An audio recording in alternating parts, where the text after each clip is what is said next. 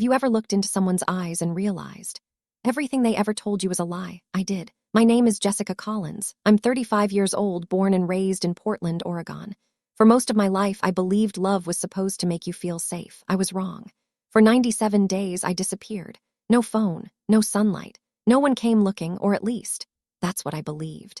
If you're hearing my voice today, it's because somehow I survived. But survival came with a price. And the person responsible wasn't a stranger. She was my mother-in-law. Even now, years later, whenever I hear an old basement door creak open, my heart pounds so hard I can barely breathe. People ask why I waited so long to tell this story. The truth, because some nightmares don't end when you escape them. They follow you, every single day. This isn't a ghost story, it's worse. Because every terrifying moment really happened. And the reason she locked me away.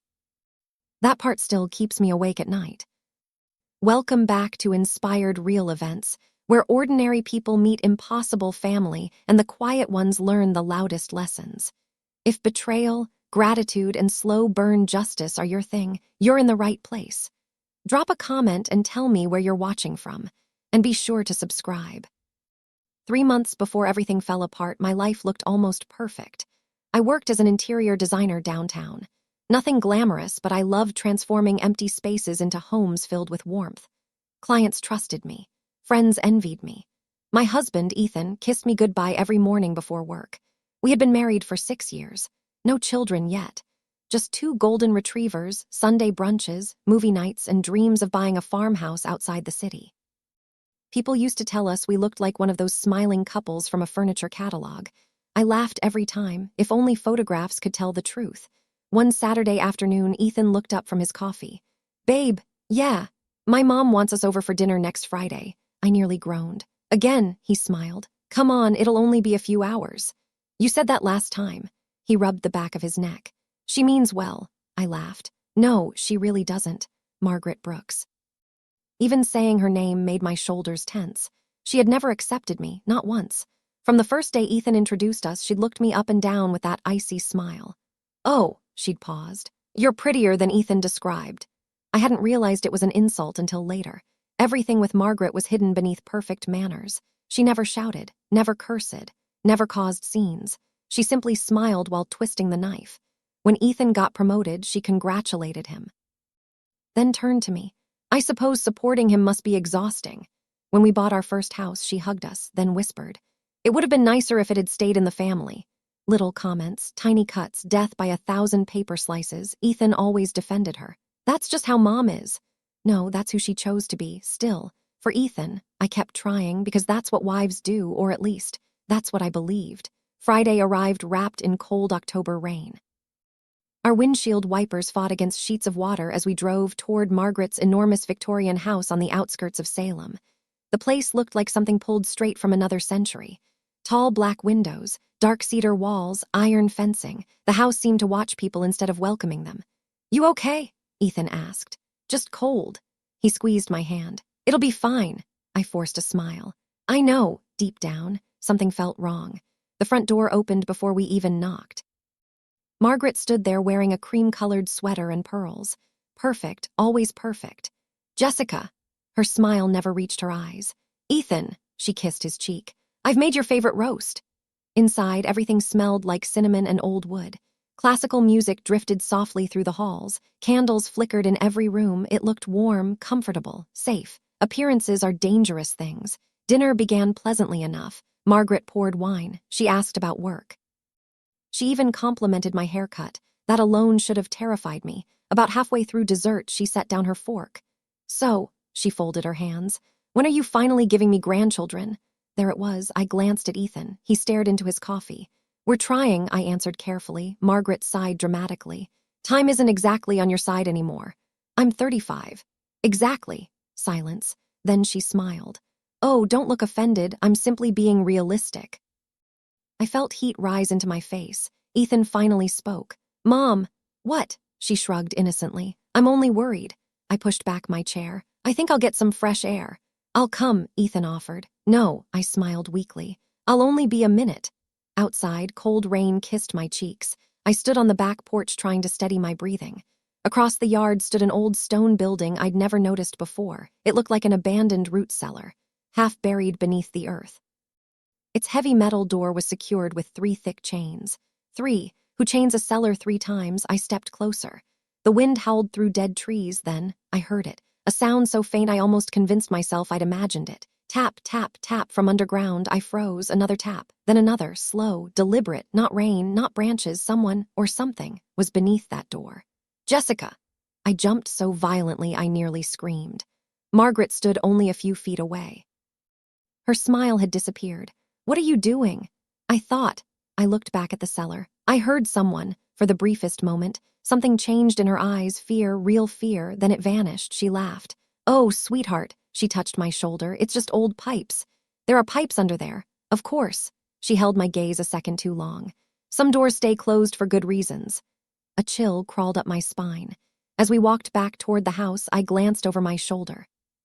The chains on the cellar door gently swayed, but there wasn't enough wind to move them.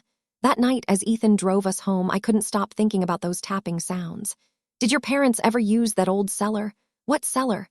The stone building. He frowned. There isn't one, I laughed. Seriously, I'm serious. I literally stood next to it. He looked confused. My parents tore that thing down years ago. The blood drained from my face. No, I whispered. I was standing right in front of it. Ethan glanced at me. You must have seen the old greenhouse. I know what I saw. He didn't answer. Neither did I, but one question echoed through my mind the entire drive home. If Ethan believed the cellar no longer existed, then why had I just seen it, and why? Had someone been knocking from underneath it? 2 days later, Margaret called me herself for the first time. Jessica, yes, I owe you an apology. I nearly dropped my phone. I was rude Friday. Silence.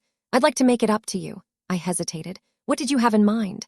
I found something that belonged to Ethan's late grandmother. She paused. I think it was meant for you. My heart softened. Maybe, just maybe, she wanted peace. Maybe people could change. Maybe I had judged her too harshly. I looked out the kitchen window as rain rolled down the glass. I'll come by tomorrow. Wonderful. Her voice sounded almost relieved. As I ended the call, I had no idea I had just agreed to walk willingly into the darkest chapter of my life. The next time I stepped inside Margaret's house, I wouldn't see daylight again for 97 days. The next morning, I stood in front of my closet for nearly 10 minutes.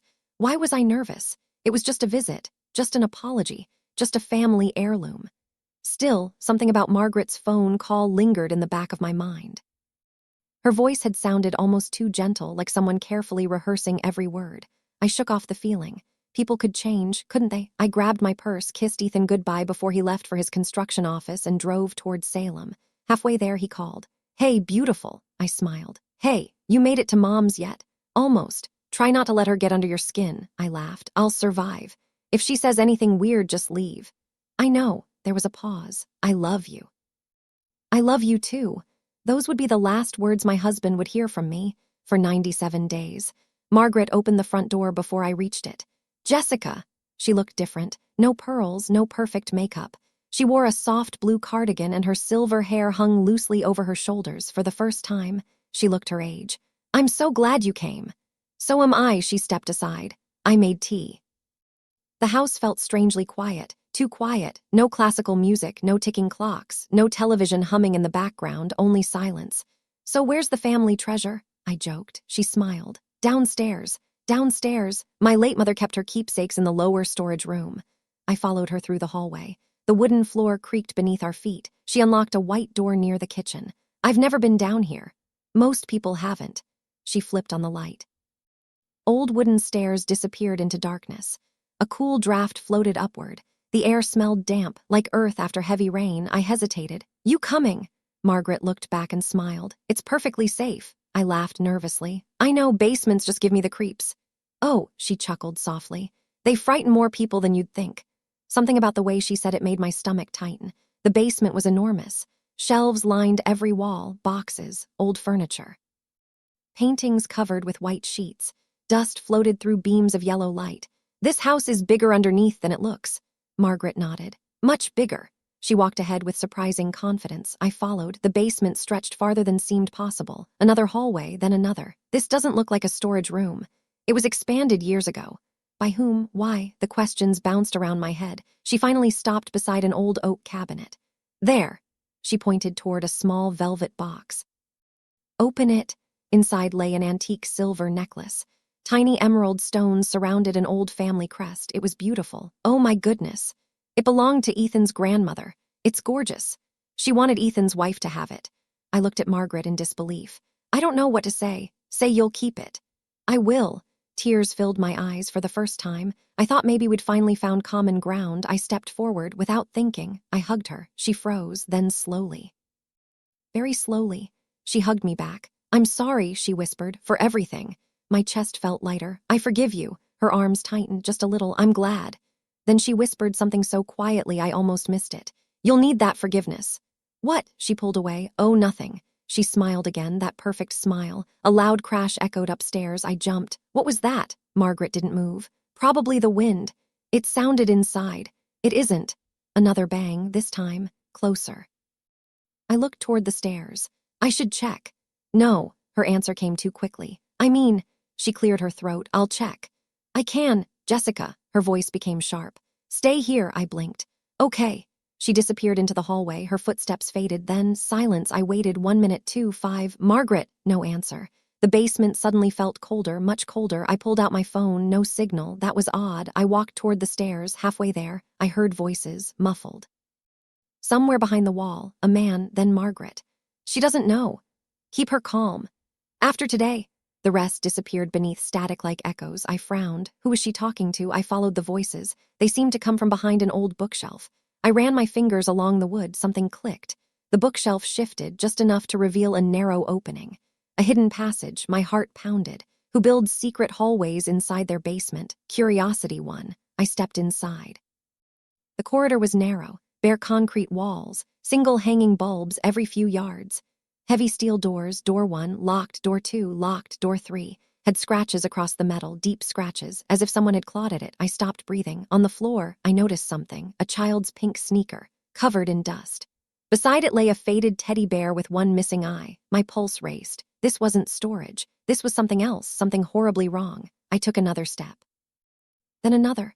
The hallway ended at a thick steel door, unlike the others. It stood slightly open. I pushed it gently.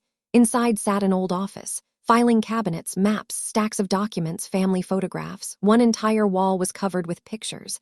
Dozens, hundreds, people of different ages. Men, women, teenagers, children. Every photograph had one thing in common. A red X across the face. Every single one, except one. Mine, Jessica Collins. A recent photo. Smiling outside my office. Someone had written beneath it in black marker. Subject 28. My hands began shaking. No, I whispered. No. Beside the photographs lay a notebook. I opened it. The first page read, Observation log subject, Jessica Collins, age 35, married to Ethan Brooks. Trust level high. Phase 1 successful. Phase 2 tomorrow. Phase 3 isolation. The room spun around me. Isolation tomorrow. Footsteps echoed somewhere behind me. Slow, steady. Coming closer, I slammed the notebook shut. Jessica, Margaret's sweet voice floated through the hallway. Where are you, dear? I looked around desperately. No windows, no second exit, only one door, and Margaret was standing between me. And the stairs. I backed into the shadows, holding my breath. Her footsteps stopped just outside the office. Then she laughed, not loudly, not wildly, just softly, like someone amused by a child playing hide-and-seek. You always were curious. Silence. I hoped you wouldn't find this room today. Another pause. But perhaps.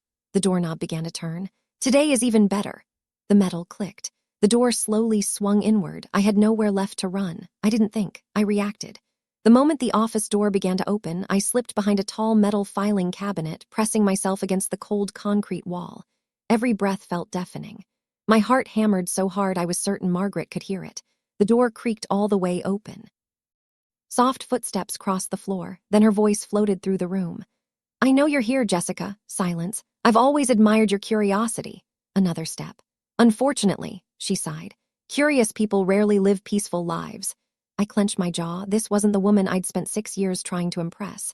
This wasn't the polished, judgmental mother-in-law who criticized my cooking and my career. This woman sounded different, calm, patient, like she'd rehearsed this moment for years. She stopped only a few feet away. If you come out now, I promise I won't make this harder. I held my breath. A long silence followed. Finally, I heard her heels click toward the hallway. The office door closed. I counted slowly. 1, 2, 30, a full minute. Still nothing. I cautiously stepped out from behind the cabinet.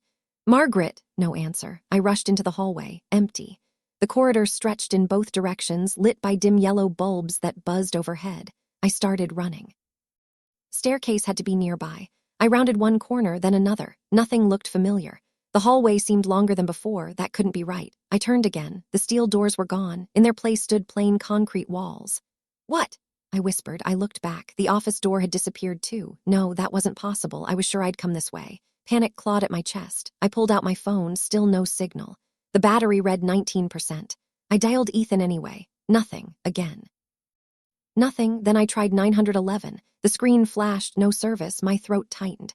Come on, I whispered. Please. Suddenly, a loud metallic clang echoed somewhere behind me. I spun around. A heavy steel security door slammed shut at the end of the corridor. The sound shook the walls. No, I sprinted toward it. By the time I reached it, thick iron bolts had already slid into place. I grabbed the handle. Locked. I pounded with both fists. Margaret! Bang. Margaret, this isn't funny. Bang, bang. Open the door. Only silence answered me. Then, a speaker crackled overhead. Static, a click, Margaret's voice. I'm afraid jokes are supposed to end with laughter. Another click. They usually don't. The speaker went silent. I stared at the ceiling. My blood turned to ice. She had planned this, every step, every smile, every apology. It had all been a trap. I forced myself to breathe. Panicking wouldn't help. Think, Jessica, think.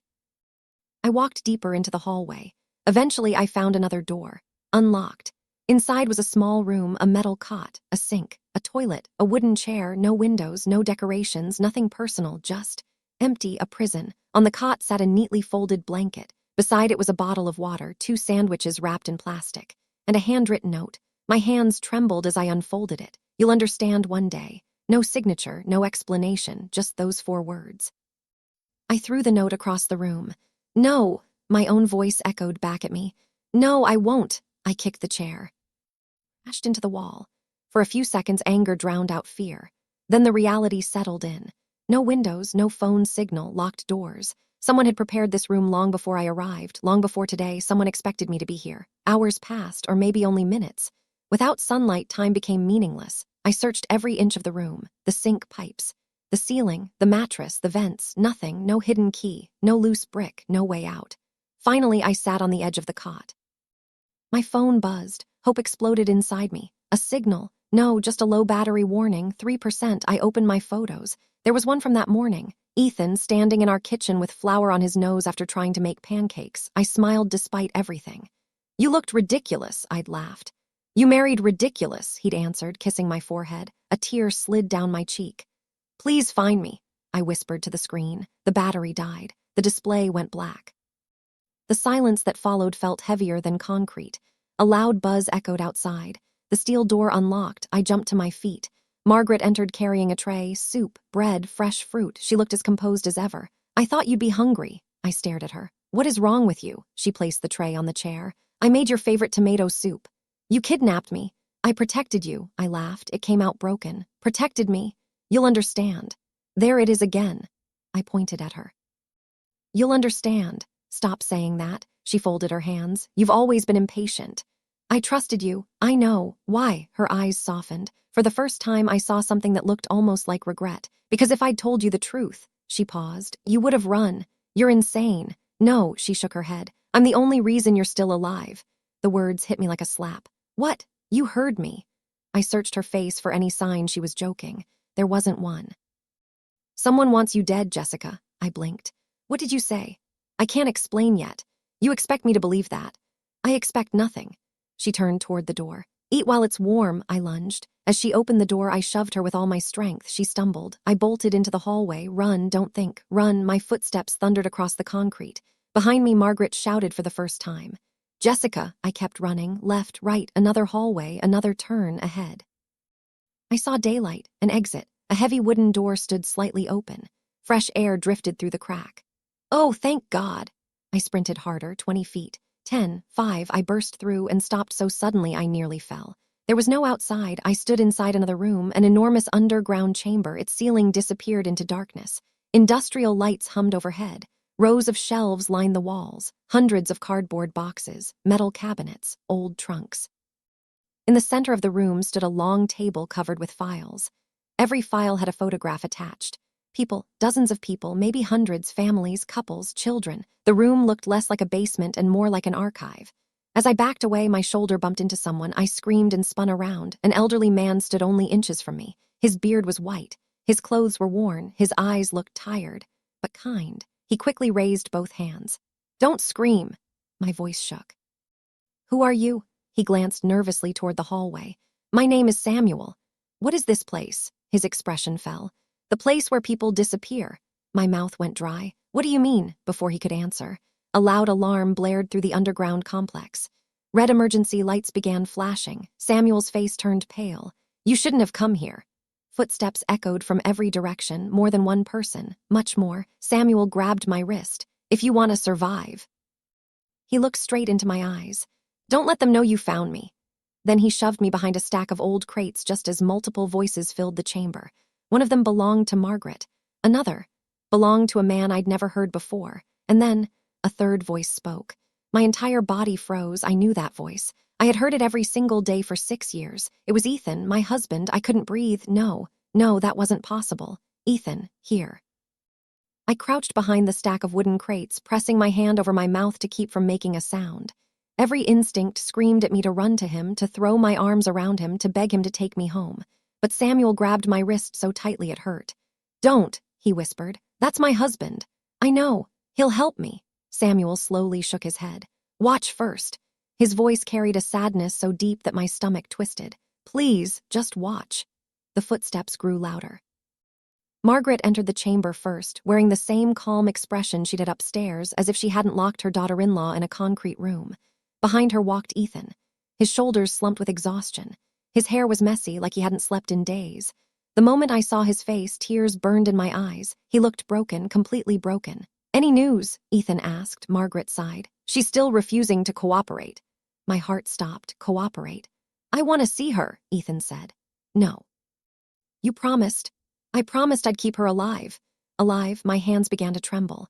"What aren't you telling me?" Ethan demanded. Margaret folded her arms. "The less you know, the safer you'll be. I'm her husband. And that's exactly why you're in danger." Danger, that word again. Samuel leaned close to my ear. "I told you." I didn't answer. I couldn't.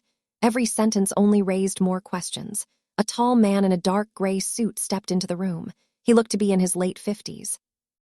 Broad shoulders, silver hair, cold blue eyes, the kind of face that smiled without warmth. Even Margaret straightened slightly when he approached. "Mr. Whitmore," she said. "So?" She answered to someone else. Whitmore looked at Ethan. "You've been making too many calls." "My wife is missing." "Officially, yes. I've contacted the police." Whitmore's jaw tightened. "That was a mistake. I wasn't going to sit at home."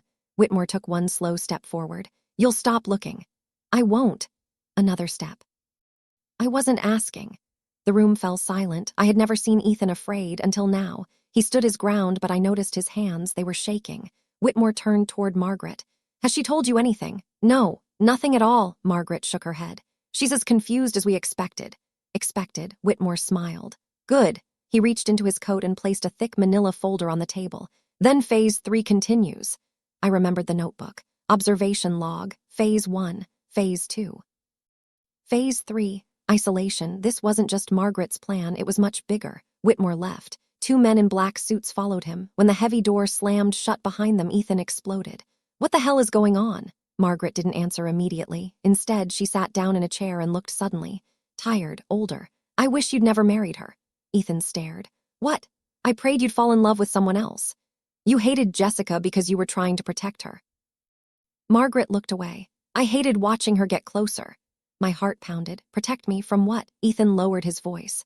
"Mom, tell me the truth." She looked him straight in the eyes. "If Jessica leaves this house before we're ready, she'll be dead within 24 hours. Silence swallowed the room. Even Samuel closed his eyes. My knees nearly gave out. None of this made sense. If someone wanted me dead. Who? Why? I was an interior designer. I wasn't rich. I wasn't famous. Wasn't involved in crime. I had a normal life, didn't I? Samuel noticed the confusion on my face. "You've asked yourself the wrong question." I looked at him. "What?" "You keep asking who wants you." He swallowed. "You should be asking who your parents really were." The words hit me like a freight train. "What? You weren't born Jessica Collins." I stared at him. "No. Yes. You're lying. I wish I were. My parents raised you." I shook my head violently. "No.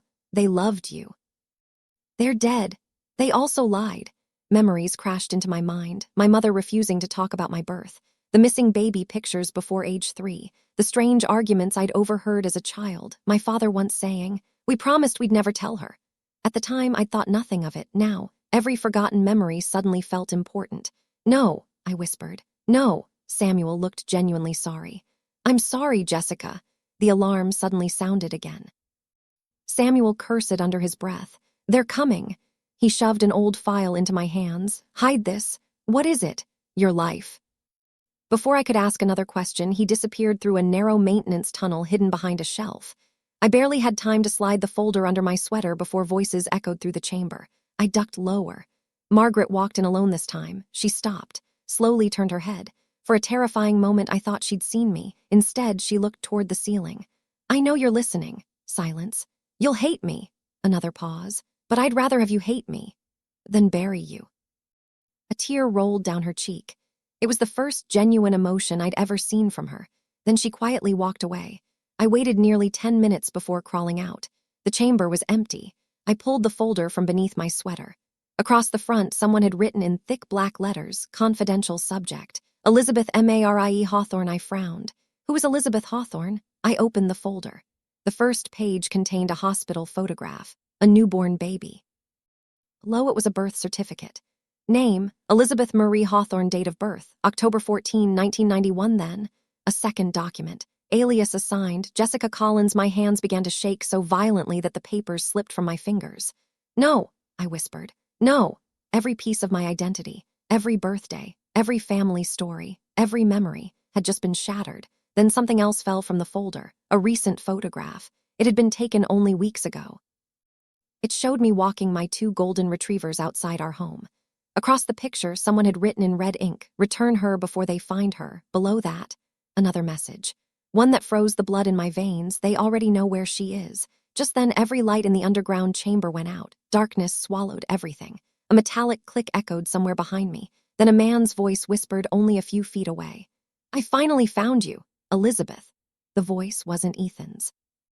It wasn't Samuel's. It wasn't Whitmore's. It belonged to someone I'd never met, and somehow, he already knew my real name. Darkness swallowed the room so completely that I couldn't even see my own hands. The only thing I could hear was my breathing, fast, uneven, loud. Then, another breath, not mine. Someone was standing only a few feet away. "I finally found you, Elizabeth." My fingers tightened around the folder against my chest. "My name isn't Elizabeth," I whispered. A low chuckle drifted through the darkness. "That's what they wanted you to believe." Every hair on my arm stood up. "Who are you?" No answer. Instead, a flashlight snapped on. The beam blinded me for a second. When my eyes adjusted, I saw a man in his early 40s standing near one of the metal shelves. He was tall, lean, with tired green eyes and a thick scar running from his left temple to his jaw. He didn't look like one of Whitmore's men. His clothes were dusty. His beard was uneven. He looked like someone who hadn't slept in weeks or months. He lowered the flashlight. "My name is Daniel Mercer." "I don't know you." "I know. How do you know me?" His expression softened. "I've been looking for you for 32 years. I shook my head. "That's impossible." "I wish it were." Before I could ask another question, the emergency lights flickered back on. Daniel grabbed my wrist. "We don't have much time." I instinctively pulled away. "Don't touch me. I'm trying to save your life." "So was Margaret." He looked surprised. "She told you that?" I nodded. Daniel exhaled slowly. "Then everything is happening sooner than I expected. I don't understand any of this." "You will," I laughed bitterly. "Everyone keeps saying that." He actually smiled. "A fair point." For the first time in days, someone had smiled without making my skin crawl. It lasted only a second. Then his face turned serious again. "Listen carefully." He pointed at the folder in my hands. "Never let Whitmore get that file." "Why?" "Because it's the only proof you exist." I frowned. "What does that even mean?" He looked me straight in the eyes. "Jessica Collins," he paused, "was never legally born." The words echoed inside my head. "No, your identity was created. No, your social security number. No, your birth certificate. Stop, your medical records." I said stop. My voice cracked. I backed away until my shoulders hit the cold concrete wall. My parents loved me. I'm sure they did. They raised me. They protected you. They tucked me into bed. They also lied every single day. Tears blurred my vision. I remembered my mother's lullabies, my father's terrible jokes, family camping trips, Christmas mornings, birthday cakes. Were those lies too, or had the love been real? Daniel seemed to read my thoughts. They were your parents in every way that mattered. Then why would they hide who I was? His answer came almost as a whisper. Because someone murdered your family. The room fell silent. I stared at him. What did you say? Your biological family. I couldn't breathe. When you were 3 years old. He swallowed hard. Someone tried to erase every member of the Hawthorne family. I laughed nervously. No, they succeeded. My parents died in a car accident. So you were told. They did. Daniel slowly shook his head. They were killed. My knees weakened. I don't believe you. I didn't expect you to. He reached into his coat and pulled out an old newspaper clipping sealed in plastic. The headline read, "Local philanthropist and wife die in highway crash. A smiling couple stood beside a little blonde girl." The girl couldn't have been older than 3. Daniel pointed at the child. That's you. I looked closer. The girl's smile, the tiny dimple in her left cheek, the birthmark near her collarbone. My heart nearly stopped. I had the same birthmark, in the exact same place. This isn't possible. Daniel's voice was gentle. They changed your hair. What? You had dark blonde curls. My baby pictures were replaced. My school records altered. My name changed. My entire life, he nodded, built to hide you. I slid down the wall until I was sitting on the cold floor. Everything I'd ever believed, every memory, every family story, suddenly felt like a house built on sand. Footsteps echoed somewhere above us. Daniel immediately turned off the flashlight. They're searching. Who? Whitmore's security. How many? Enough. He helped me to my feet. This way. We hurried down another narrow corridor. The underground complex seemed endless. Storage rooms, old boilers, concrete tunnels. Some looked abandoned for decades. Others had modern cameras mounted on the ceiling. How big is this place? Bigger than the house. How? It connects to 3 neighboring properties. My stomach tightened. This was planned. Years ago. We ducked inside a tiny maintenance room. Daniel quietly closed the door. Outside, several pairs of footsteps hurried past. One of the guards spoke into a radio. "Level 4 is clear," another answered. "Search every room." My pulse raced. I leaned closer to Daniel. "Who are they?" "They work for Whitmore." "What does Whitmore want from me?" Daniel didn't answer immediately. Instead, he looked at me with genuine sadness. "Do you remember your necklace?" I instinctively touched my neck. Antique necklace Margaret had given me was still there. I'd almost forgotten about it. "Yes, take it off." I unclasped it and handed it to him. He turned it over, pressed a tiny emerald. A soft click echoed. The pendant opened. Inside, folded so small I almost missed it, was a strip of yellowed paper. "What is that?" Daniel carefully unfolded it. It wasn't a love note. It wasn't a family message. It was a map, a very old map, covered with handwritten symbols, in one corner. Someone had written, "Only Elizabeth must know." What does it mean? Daniel's face turned pale. Oh no, what? It wasn't supposed to be there. What wasn't? The map. Why? He looked toward the door. Because Whitmore has spent 30 years searching for it. A cold chill ran through me. This tiny piece of paper. It leads to something. What? I don't know. You just said, "I know what people believe." And, he lowered his voice, "they believe your father hid something before he died." My biological father, Daniel nodded. What? I honestly don't know. Money, maybe. Evidence, maybe. Then why kill people over it? Daniel met my eyes. Because whatever it is, people have already spent decades murdering to find it. A loud crash exploded somewhere outside. The maintenance room door rattled. Someone had kicked it. Another kick. The hinges groaned. Daniel drew a deep breath. They found us. The third kick splintered the wood. Light poured through the widening crack. A familiar voice shouted from the hallway.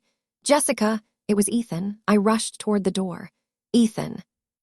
Daniel grabbed my arm. "No, he's my husband. He doesn't know who's with him."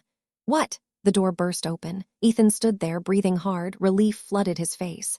"Jessica." I started toward him. Then I saw who was standing directly behind him, Richard Whitmore, smiling slowly. He began applauding. "How touching," he said. "Husband reunited with wife." He took another step into the room. "I've waited a very long time for this." His icy blue eyes shifted from me to the antique necklace still hanging from Daniel's hand. Then his smile grew wider. "So," he said softly, "you've finally found the map." Richard Whitmore's applause echoed through the maintenance room. Slow, measured, mocking. Every clap felt like another nail sealing my fate. "So," he said, smiling as though we'd met at a charity gala instead of an underground prison. 32 years of searching, and the answer ends up hanging around your neck. My hand instinctively reached for the necklace. Daniel moved first. He slipped the tiny map into his fist and stepped in front of me. You'll never have it. Whitmore smiled wider. I wasn't talking to you. His cold blue eyes settled on me. I've been waiting to meet you properly, Elizabeth. My name is Jessica. It used to be. It still is. For now, I swallowed hard. No matter what you call me, I'm never helping you. He laughed. It wasn't loud. It wasn't angry. It was the quiet laugh of a man who believed he had already won. Oh, you already have. Ethan stepped closer to me. His face was pale. There were dark circles under his eyes. Jess. His voice cracked. I've been looking everywhere. I searched his face. Every instinct told me to run into his arms, but another voice whispered inside me. Watch first. Samuel's warning. I stayed where I was. You knew. His eyes widened. What? You knew I was down here. No, I heard you. I didn't know where they were keeping you. You were talking to Margaret. I was begging her. My chest tightened. Were you? He nodded desperately. I swear. Whitmore sighed dramatically. Family reunions always become so emotional. He looked at two armed guards standing behind him. Take Mr. Mercer. The guards rushed Daniel. He shoved me aside. Run! The narrow room erupted into chaos. One guard tackled Daniel into the wall. Another reached for the necklace. Daniel threw a punch. The guard stumbled backward, crashing into a metal shelf. Boxes rained onto the floor. Someone shouted. Another man cursed. I didn't think. I grabbed Ethan's hand. Come on. We bolted into the hallway. Behind us, Whitmore roared. Don't let them reach Tunnel 7. Footsteps thundered after us. Ethan looked around wildly. I don't know where we're going. I don't either. We turned left, dead end, back, right, another corridor. The underground maze stretched endlessly beneath the old house. My lungs burned. Every breath scraped my throat. I can't. Then gasped. You have to. They're gaining on us. A gunshot echoed through the tunnels. Concrete exploded beside us. I screamed. Dust filled the air. They're shooting. They're trying to stop us. No kidding. Even in that terrifying moment, Ethan let out one short, breathless laugh. I guess your mom was right. My mom. Sorry. He shook his head. My mom. Despite everything, a tiny, nervous smile escaped me. It disappeared as another gunshot echoed behind us. We ducked through a rusted steel door. It slammed shut behind us. Silence for a moment. Only silence. I leaned against the wall, trying to catch my breath. Ethan bent over with his hands on his knees. I thought, he panted, I was never going to see you again. I looked at him. For the first time since this nightmare began, we were alone. I need the truth. You deserve it. Every bit of it, he nodded. I'll tell you everything. He sat on an old wooden crate. I found Mom's hidden office about a year ago. What? There were files. The same ones I found. I think so. I thought she was having an affair. I blinked. You did, he laughed bitterly. I couldn't figure out why she kept disappearing. So I followed her. And I found the tunnels. My stomach dropped. I confronted her. What did she say? She told me to forget what I'd seen. You actually listened. For a while. He looked down at his hands. I wanted to. But then strange people started following us. What? You remember that black SUV that kept parking across from our house? My mind flashed back. I joked about it. Maybe I'm secretly famous. Ethan hadn't laughed. At the time, I'd thought he was stressed about work. They weren't watching me, I whispered. They were watching you. A memory suddenly surfaced. 3 months earlier. A man in a grocery store had accidentally bumped into me. He'd apologized, smiled, walked away. 10 minutes later, I'd noticed he was still following me. When I mentioned it to Ethan, he'd insisted I was imagining things. You knew. I hoped I was wrong. You lied. I was trying to protect you. I stared at him. The words sounded painfully familiar, exactly what Margaret had said. She's been hiding you for years, Ethan whispered. My mother, he nodded, not because she hates you. Then why did she treat me like garbage? His expression softened. Because Whitmore was always watching. What? If she acted like she loved you? They would have known. They would have realized she was protecting you. Every cruel comment, every cold stare, every insult. Had it all been an act? No, it couldn't be, could it? The steel door suddenly creaked open. I spun around. Margaret stood there, alone. Her cardigan was torn. Blood trickled down one side of her forehead. She looked exhausted. She quietly closed the door behind her. They're searching the east tunnels. Ethan rushed toward her. Mom, I'm fine. You don't look fine. I've looked worse. She smiled weakly. Then she looked at me for several long seconds. Neither of us spoke. Finally, she whispered, I'm sorry. not the polished apology she'd given me days earlier. This one was different, raw, broken, real. I should have told you. Tears filled my eyes. You locked me in a cell. I know. You drugged me. I know. You let me believe everyone abandoned me. Her lips trembled. I know. So don't stand there telling me you're sorry. My voice cracked. Tell me why. Margaret slowly sat down, for the first time in 6 years. She looked like an ordinary woman carrying an unbearable weight. When you were 3 years old, she began, your father saved my life. I frowned. My biological father, she nodded. He pulled me out of a burning car. She looked away. I promised him something. What? If anything ever happened to his family. She closed her eyes. I'd protect his little girl. A tear slid down her cheek. I failed him. Silence settled over the room. I didn't know what to feel. Anger, confusion, pity, all of it mixed together. You could have trusted me. I couldn't. Why? Because there was a traitor. Those words hit us all. Ethan frowned. What do you mean? Margaret looked from him to me. I've spent 30 years hiding Elizabeth. She swallowed. But someone inside our own circle has been telling Whitmore every move we make. The room became deathly quiet. You think Samuel? Ethan asked. No, Daniel. No, then who? Margaret's face turned pale. There was only one person who always knew where Elizabeth was. My pulse quickened. Who? She slowly looked at Ethan. His eyes widened. Mom, I'm not saying it was you. Then why are you looking at me like that? Because every time we moved her, Margaret whispered, Whitmore somehow arrived first. I felt the blood drain from my face. No, Ethan shook his head furiously. No, I would never. I know you believe that. What does that mean? Margaret stepped closer. Someone has been using your phone. My phone. They've been tracking every call, every text, every location, every visit, everything. Ethan stared at his pocket. Then, without a word, he pulled out his mobile. He turned it over. There, hidden inside the case, was a tiny black electronic device no bigger than a coin. His hands began to shake. I've never seen this before. Margaret's face went white. Oh, God. What? If they planted that? She looked toward the ceiling as though she could already hear them coming. Then they know exactly where we are. Almost on cue, the lights overhead switched from white to flashing red. A mechanical voice echoed through the tunnels. Containment protocol activated. Heavy steel doors began slamming shut throughout the underground maze, one after another. Boom, boom, boom. The floor vibrated beneath our feet. Then Whitmore's voice echoed through hidden speakers. Calm, confident. I was hoping all 3 of you would gather in one place. He paused. Thank you for saving me the trouble. The final steel door crashed shut. We were trapped again, and this time, Whitmore wasn't trying to keep me alive. He was trying to make sure none of us ever left. The final steel door slammed shut with a deafening boom. Dust drifted from the ceiling. The concrete floor trembled beneath our feet. For one terrifying second, no one moved. Then Whitmore's voice crackled through the speakers. There's nowhere left to run. His voice echoed through every tunnel. Elizabeth Hawthorne, your father hid from me for 32 years. You won't. The speakers clicked off. Silence returned. A suffocating, heavy silence. Margaret looked around the small room. They're hurting us. Ethan frowned. Hurting us where? Margaret's face lost what little color it had left. The vault! Daniel, who had slipped into the room through another maintenance passage while the alarms were sounding, stopped dead in his tracks. No, Margaret looked at him. They've opened it. Daniel's shoulders slumped. I prayed they never would. I stared at both of them. What vault? Neither answered immediately. That frightened me more than anything. Margaret finally took a slow breath. Jessica, she hesitated. No, I interrupted her. My name is Jessica, she nodded sadly. Jessica, it was the first time she had ever said my name with kindness.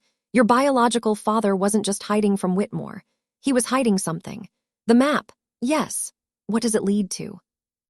Margaret looked directly into my eyes. A room. A room. The last room your father ever built. I frowned. Why would Whitmore spend 3 decades searching for a room? Because he believes something valuable is inside. What? Margaret whispered. We never found out. Daniel pulled the tiny map from his pocket. He unfolded it on an old wooden crate. The paper looked ancient. Tiny handwritten symbols covered every corner. One line caught my attention. Only my daughter will understand. My stomach tightened. How could I understand something I've never seen? Daniel pointed toward the necklace. The necklace wasn't just hiding the map. What do you mean? He carefully examined the silver pendant. His thumb pressed another tiny emerald. Click. Another hidden compartment opened. Inside, a tiny brass key, no bigger than my little finger. Ethan stared. I've seen that necklace for years. So have I whispered. I never knew. Margaret gave a tired smile. Neither did I. Daniel held the key against the map. The brass fit perfectly over a circular drawing near the center.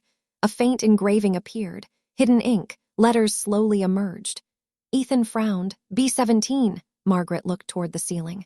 Basement level 17. I laughed nervously. There aren't 17 basement levels. No one laughed with me. Daniel quietly said, there are. My heart sank. How deep does this place go? Margaret answered. Much deeper than the house. Ethan looked horrified. I grew up here. You only saw the first level. For years, I'd believed Margaret's home was an elegant old Victorian with creaky floors and expensive antiques. Now I realized. The house had never been the secret. The secret was everything underneath it. A loud explosion echoed somewhere in the distance. The lights flickered. Daniel looked toward the hallway. They're blasting through the maintenance walls. How much time do we have? Maybe 10 minutes. Margaret stood. Then we move. We hurried into a narrow tunnel. Unlike the others, this passage was unfinished. Bare rock replaced concrete. The air became colder with every step. Water dripped from the ceiling. Somewhere ahead, I heard the slow rush of underground water. Ethan squeezed my hand. You okay? No, I laughed weakly. I don't even know who I am anymore. He stopped walking. He gently touched my face. You are the woman I fell in love with. Tears welled in my eyes. Even if my name isn't Jessica, he smiled. I didn't marry a name. He kissed my forehead. I married you. For the first time since this nightmare began, I believed him behind us. Another explosion, closer. Daniel looked back. They're almost through. We picked up the pace. The tunnel ended at a massive circular steel door. It looked decades older than everything else underground. Rust covered the hinges. A faded brass plate read, B17. My pulse quickened. Margaret looked at me. This is it. The tiny brass key slid into the lock. For a moment, nothing happened. Then, a deep mechanical rumble echoed through the stone. The enormous door slowly rolled aside. Cold air rushed out, air that had been trapped for decades. It smelled of old paper, wood, and something strangely familiar, cedar. The same scent my father had always used in his workshop, except, according to everything I'd ever known, my father had never been here. Inside wasn't a treasure vault. It was a study. Bookshelves stretched from floor to ceiling. An old oak desk stood beneath a green reading lamp. A rocking chair faced an unlit fireplace. Family photographs covered one wall. I walked closer. Every picture showed the same little girl, 3 years old, laughing, playing, running through a garden. It was me. No, Elizabeth. My hand trembled as I picked up one photograph. A smiling man held me on his shoulders. He looked familiar, not because I remembered him, because. Smile looked exactly like mine. My father, I whispered. On the desk sat an old cassette recorder. Beside it, a single cassette tape, a handwritten label read, for my daughter. My knees nearly gave way. Daniel slowly placed the recorder in front of me. You should hear it. My hands shook so badly I almost dropped the tape. After 2 attempts, it clicked into place. I pressed play. Static. Then, a man's warm voice filled the room. If you're listening to this, he said softly, then I couldn't protect you. Tears instantly filled my eyes. I don't know what name you'll grow up with. He laughed quietly. But I hope whoever raises you teaches you kindness. His voice cracked. I've watched evil men destroy families for greed. I won't let them destroy yours. I covered my mouth. The room blurred through tears. I had to let another family raise you. I know you'll hate me for that, but hating me means you're alive. And that's all I ever wanted. Even Margaret quietly wept. Ethan lowered his head. Daniel turned away. The recording continued. Elizabeth, if one day someone tells you your whole life was a lie. He paused. Don't believe them. I frowned. What? They'll tell you your memories aren't real. They'll tell you your family wasn't your family. Another pause. They'll be wrong. A sob escaped my throat. The people who loved you, they're your family. No matter whose blood runs through your veins. I closed my eyes. My adoptive parents. Every bedtime story.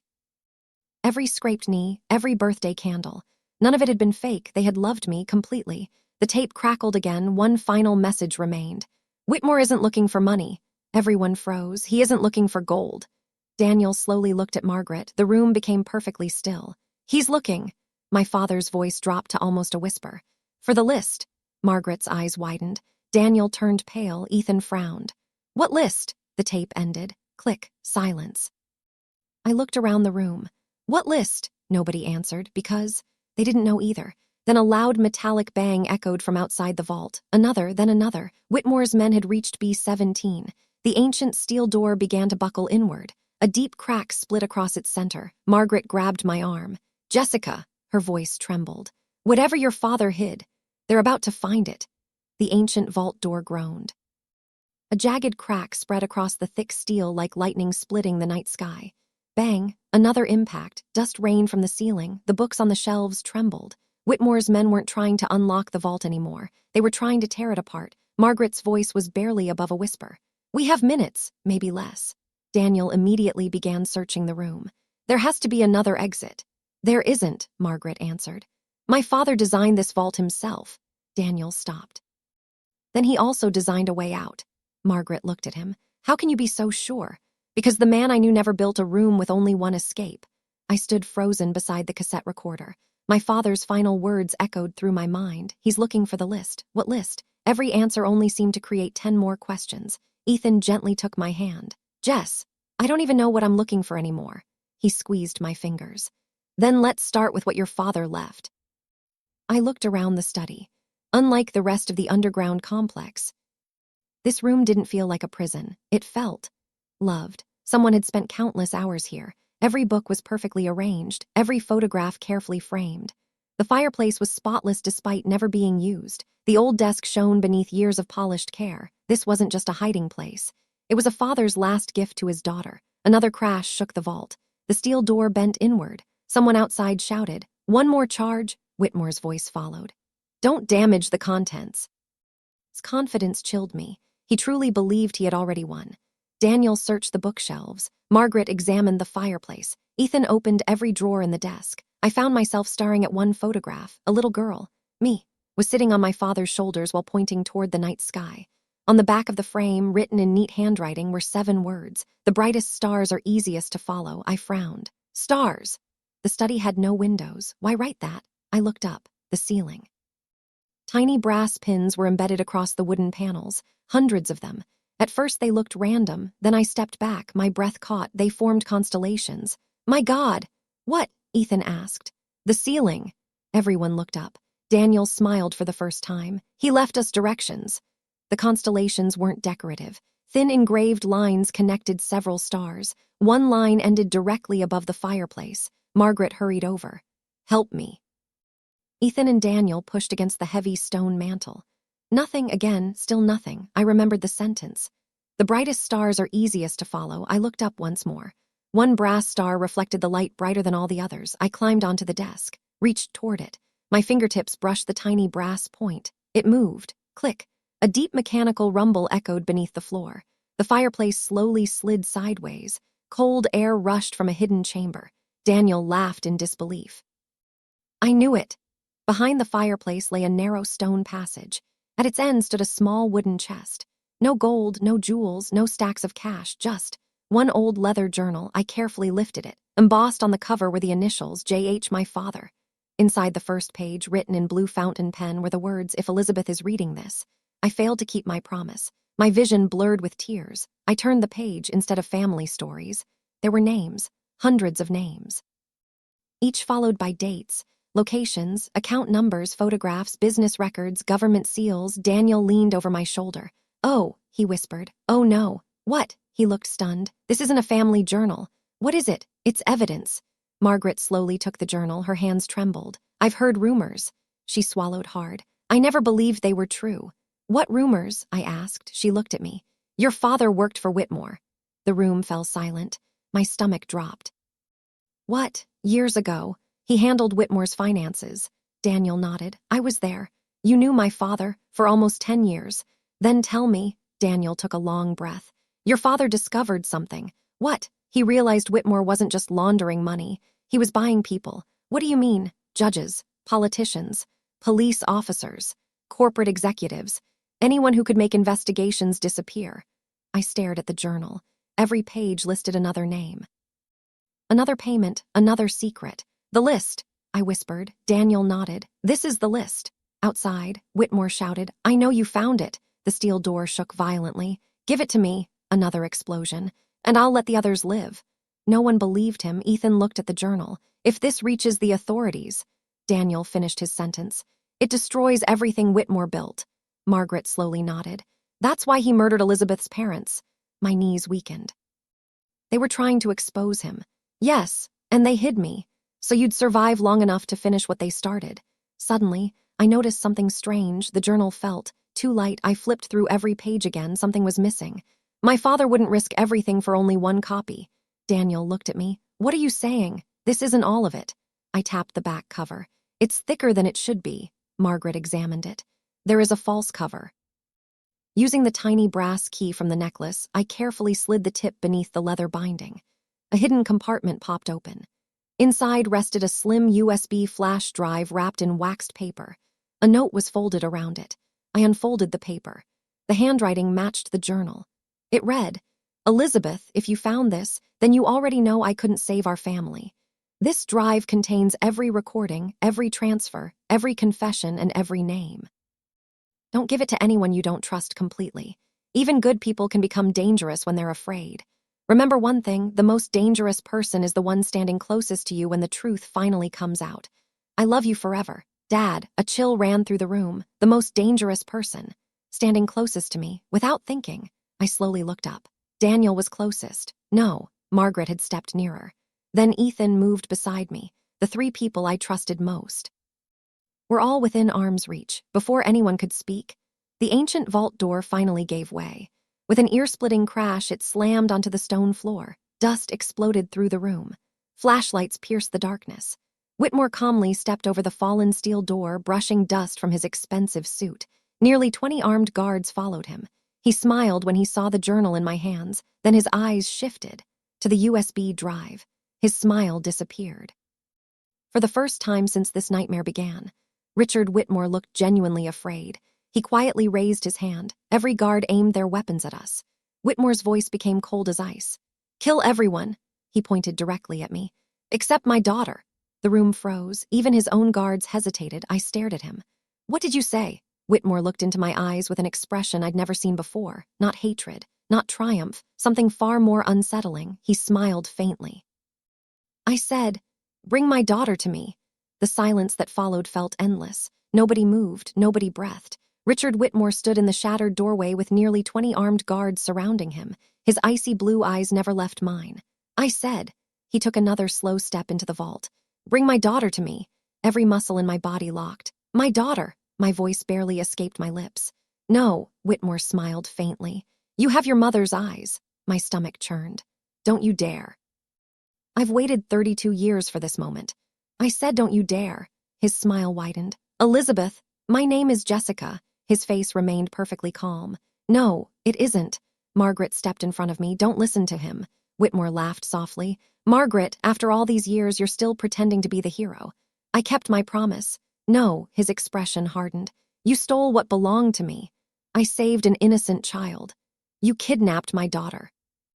The room seemed to tilt beneath my feet. I looked from Whitmore to Margaret, to Daniel, to Ethan. No one spoke. No one denied it. "No," I whispered. "No." Whitmore slowly removed a worn leather wallet from his coat. He carefully unfolded an old photograph, then he tossed it onto the floor between us. It slid to my feet. I looked down. A young woman held a baby wrapped in a pink blanket. Standing beside her was a much younger Richard Whitmore, smiling. His arm around her shoulders, the baby, had the same tiny birthmark beneath her collarbone, the same one I had. My hands began to shake. "He's lying." Margaret's voice was firm. "He always lies." Whitmore nodded. "Sometimes." He looked back at me, but not today. Daniel picked up the photograph. He studied it for several seconds, then quietly handed it back to me. "It's real." The words hit me like a punch. I stared at him. "What?" "The photograph hasn't been altered." I couldn't speak. Whitmore slowly took another step. "I loved your mother," Margaret scoffed. "You controlled her. I protected her. You imprisoned her. I gave her everything. You took everything." Whitmore's smile disappeared. His eyes darkened. "You should be careful, Margaret. You've survived this long because I allowed it." I looked at Daniel. "Tell me." He closed his eyes. "Please. I need the truth." Daniel nodded slowly. "Richard Whitmore," he paused, "is your biological father." The words echoed through the vault. "No, no, no." I stumbled backwards until Ethan caught me. "This isn't happening." "I'm sorry. My father." I pointed toward the cassette recorder. "My father was Jonathan Hawthorne." Daniel's eyes filled with sorrow. "He was the man who raised you for the first 3 years. He died protecting you, but biologically." He couldn't finish. He didn't have to. I understood, and I hated it. Whitmore spoke quietly. "Your mother, Amelia, tried to leave me. My head snapped toward him. You don't get to say her name. I loved her. You murdered her husband. His face tightened. He stole my family. He gave me a family. He stole my daughter. I was never yours. For the first time, Whitmore's mask cracked. Pain flashed across his face, real pain. You were always mine. I'd rather die. The words escaped before I could stop them. Whitmore stared at me for several long seconds, then he nodded. So much like your mother. The guards tightened their grip on their weapons. The room grew tense. Margaret leaned closer to me. Don't let him get inside your head. I whispered. Is he telling the truth? She closed her eyes. Part of it. My heart sank. What part? You were born to Richard Whitmore and Amelia. Everything around me faded. But Jonathan Hawthorne, she smiled sadly, was the man your mother chose. Daniel stepped forward. Jessica, he deliberately used my chosen name. Your mother escaped Whitmore when you were still a baby. Whitmore's jaw tightened. Daniel continued. Jonathan married her knowing everything. He adopted you. He loved you as his own. He planned to expose Whitmore's criminal empire. Whitmore interrupted. He planned to steal my daughter. He planned to save a child. Daniel shot back. The two men stared at each other. Years of hatred filled the space between them. Then Whitmore quietly laughed. You still don't understand. He looked at me again. I never searched for you because I wanted a daughter. The room fell silent. I searched for you. His eyes shifted toward the USB drive. Because only you can unlock the final account. Everyone froze. What? Whitmore pointed at the drive. Jonathan encrypted everything. He used your birth records, your DNA, your identity. The evidence cannot be opened. He smiled coldly. Without you, my pulse quickened. So this was never about family. It was always about control. It was always about power. It was always about erasing every crime I've ever committed. I looked at the USB drive in my trembling hand. My father, Jonathan, had trusted me with the truth, not because I was special, because he knew Whitmore would never stop hunting me. He'd built the final lock around the one thing Whitmore could never replace, me. Whitmore extended his hand. Come with me. No, you don't have a choice. I made my choice years ago. You were 3. I've made it again. He lowered his hand. Disappointment replaced anger. So be it. He turned toward his guards. Take the drive. Everything happened at once. One guard lunged toward me. Ethan shoved him sideways. Another guard grabbed Daniel. Margaret snatched an old brass lamp from the desk and swung it with surprising force. The lamp shattered against a guard's shoulder. He cried out and collapsed. Run! Margaret shouted. I clutched the journal and the USB drive against my chest. Ethan grabbed my hand. We sprinted toward the hidden passage behind the fireplace. Gunfire erupted. Wood splintered. Books exploded from the shelves. Pages floated through the air like white snow. Daniel wrestled one of the guards to the ground. Go! Another shot rang out. Daniel staggered. His eyes widened. A dark stain spread across his shirt. No, I screamed. He looked at me and somehow managed a faint smile. Finish, he coughed. What your father started. Then he slammed the hidden stone lever beside the passage. The floor shook violently. The secret tunnel entrance began closing.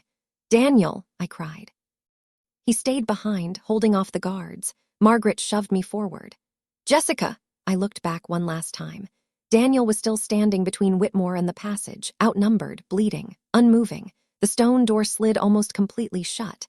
The last thing I saw was Whitmore shouting in fury as Daniel charged straight at him. Then, the passage sealed. Darkness surrounded us once more. I leaned against the cold stone wall, sobbing so hard I could barely breathe. Ethan wrapped his arms around me. Margaret placed a trembling hand on my shoulder. For several moments, none of us spoke. Finally, from somewhere deep ahead in the tunnel, a faint current of fresh air brushed across my face. Margaret looked into the darkness. There should be an old service exit. Ethan tightened his grip on my hand. Then that's where we're going. I wiped my tears, looked down at the journal and the USB drive, and made a silent promise. I wasn't running anymore. I was going to make sure Jonathan Hawthorne's sacrifice meant something, even if it cost me everything. The tunnel was silent, not the comforting silence of an empty room, the kind of silence that follows gunfire, the kind that makes you wonder who is still alive and who isn't. I clutched the journal against my chest with one hand and the USB drive with the other. Every step felt heavier than the last. Daniel's final words echoed through my mind. Finish what your father started. I promised myself I would, no matter what happened next. Margaret walked ahead, holding an old flashlight she'd found hanging from the tunnel wall. Its weak beam danced across rough stone. We're close, she whispered. You remember this tunnel? Ethan asked. She nodded. I helped build it. I stared at her. You helped build all of this?" "No," she sighed. "I helped build the escape routes." The words hit differently now. For years, I'd seen only the cruel woman who criticized everything I did. Now I saw someone who had spent 3 decades carrying a promise that was never truly hers, a promise that had cost her almost everything. The tunnel sloped upward. Cool air brushed across my face. Real air, fresh air, for the first time in 97 days. I smelled rain. I stopped walking. Tears rolled down my cheeks. I forgot what rain smelled like. Ethan squeezed my hand. "You'll never forget it again." Margaret pushed against a rusted metal hatch. Nothing. She tried again. The hatch groaned. Then, with one final shove, it burst open. Sunlight poured inside, not the pale glow of electric lights. Real sunlight, warm, golden, beautiful. I shielded my eyes. They burned immediately. After 97 days underground, even daylight hurt. I slowly climbed out. Fresh grass, a cool breeze, birds singing somewhere in the distance. I dropped to my knees. My fingers dug into the damp earth. I laughed, then cried, then laughed again through the tears. I pressed my forehead against the ground. "I never thought," my voice broke, "I'd see the sky again." The hatch had opened inside an abandoned apple orchard nearly 2 miles from Margaret's house. Everything looked so ordinary. Children's laughter drifted from a nearby road. A dog barked. A lawn mower hummed somewhere far away. The world had continued living, while I had disappeared beneath it. Ethan reached for his phone. "No signal, jammer." He stared at the screen. "We've got service." He dialed 911. His voice shook. "My name is Ethan Brooks." He took a deep breath. "My wife has been kidnapped for 97 days. He listened. "No." He glanced at me. "She's alive." Another pause. "We also have evidence connecting Richard Whitmore to multiple murders, corruption, kidnapping, and organized crime." The dispatcher asked something. Ethan looked at the USB drive. "Yes, we have proof." Within 20 minutes, the first sheriff's deputies arrived, then state police, then the FBI. Then more vehicles than I could count. They wrapped a blanket around my shoulders. A paramedic checked my pulse. Another gently examined the bruises on my wrists. "You're safe now," she said softly. Safe. The word sounded unfamiliar. I expected questions. Instead, the lead FBI agent quietly asked, "Is the USB drive still in your possession?" I nodded. He didn't reach for it. Instead, he looked at me. "Only you hand it over." Jonathan Hawthorne had planned even this. I placed the drive into the agent's hands. "My father trusted the truth." I swallowed. "So do I." The drive was encrypted exactly as Whitmore had claimed. It required my biometric verification, my fingerprints, my retinal scan, my voice. Once unlocked, the room fell completely silent.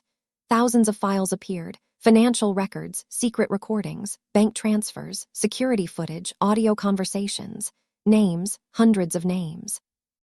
Every crime Jonathan Hawthorne had spent years documenting. Everything. One recording immediately caught the investigators' attention. It was dated 32 years earlier. The audio crackled. Then Whitmore's younger voice filled the room. "If Jonathan refuses to hand over the evidence," a long pause, "make the crash look accidental." No one spoke. Another recording. "The child survives. Find her. If we can't control her, erase her." The room became perfectly still. An FBI agent quietly removed his glasses. Another rubbed his face. No one doubted my story anymore. The operation began that same afternoon. Federal agents stormed Whitmore's offices, his homes, his businesses, storage facilities.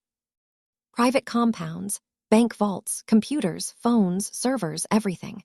Dozens of powerful people were arrested within 48 hours. Judges, executives, lawyers, officials. Men and women who had believed they'd never answer for what they'd done. The empire Jonathan Hawthorne had died trying to expose collapsed in less than a week. Richard Whitmore didn't surrender. He ran for 3 days. Every news station carried his photograph. Every airport searched for him. Every border crossing received his information. Then, on the morning of the 4th day, they found him, not in another country, not on a private jet, not hiding in a mansion. He was exactly where he'd begun, back inside the underground tunnels beneath Margaret's house, sitting alone, inside Vault B17, holding the old photograph of my mother and me. He surrendered without saying a word. Months later, the trial began. It lasted almost 6 months. I testified for 3 days. The courtroom was silent as I described the basement, the cell, the fear, the 97 days that stole part of my life. When I finished, I looked directly at Whitmore for the first time. He couldn't look back. The jury returned after less than 4 hours, guilty on every major charge: kidnapping, conspiracy, multiple counts of murder, fraud, racketeering, obstruction of justice, witness intimidation, dozens more. The judge imposed multiple life sentences without the possibility of parole. As he was led away in handcuffs, Whitmore turned toward me one final time. "I never stopped loving you." I met his eyes. The courtroom was so quiet I could hear my own heartbeat. Then I answered, "You never loved me." I paused. "You only wanted to own me." He lowered his head, and for the first time in his life, Richard Whitmore had nothing left to say. Margaret never asked me to forgive her. She told me once over coffee months later, "I don't deserve it." I looked at the woman who had frightened me for years, the woman who had locked me in a basement, the woman who had also spent 30 years protecting a child she had promised to save. "I can't erase what happened." She nodded. "I know, but I can choose what happens next." Tears filled her eyes. "So," I reached across the table and gently held her hand. "We start over," she cried openly. So did I. Healing didn't happen in a single conversation. It took time, trust, honesty. Some scars never disappeared, but little by little, we became family, not because of blood, because of choice. Ethan and I rebuilt our lives one ordinary day at a time. Therapy became part of our routine. Some nights I still woke from nightmares, convinced I was back in that underground room. Whenever that happened, Ethan would quietly turn on the bedside lamp, take my hand, and remind me where I was. "You're home." Eventually, I believed him. One spring morning, almost a year after my rescue, I visited Jonathan Hawthorne's grave for the first time. Someone had already placed fresh flowers there. There was no note, no name, only white lilies. I smiled. "I finished it, Dad." The breeze gently stirred the flowers. "I hope you'd be proud." For the first time in my life, I felt complete. Not because I finally knew where I came from, but because I finally understood something much more important. Family isn't decided by blood. It isn't decided by a name. It isn't decided by the people who claim ownership over you. Family is built by the people who choose to stand beside you when everything else falls apart. Jonathan Hawthorne chose me. My adoptive parents chose me. Ethan chose me. Even Margaret, in her own deeply flawed way, chose me. Richard Whitmore never did. He only chose control. And that's why, in the end, he lost everything. Today, people ask me how I survived 97 days locked beneath the earth. The answer surprises them. Hope. Not the loud kind, not the kind that promises tomorrow will be better. The quiet kind, the kind that whispers, "Take one more breath. Take one more step. Don't give up today," because sometimes that's enough. My name is Jessica Collins. This is my story, and if you've listened this far, thank you for helping me make sure it is never buried again. And if this story moved you, share it with someone who needs to hear it. Drop a comment. Tell me about the door that opened for you. Hit subscribe, and I'll see you in the next one.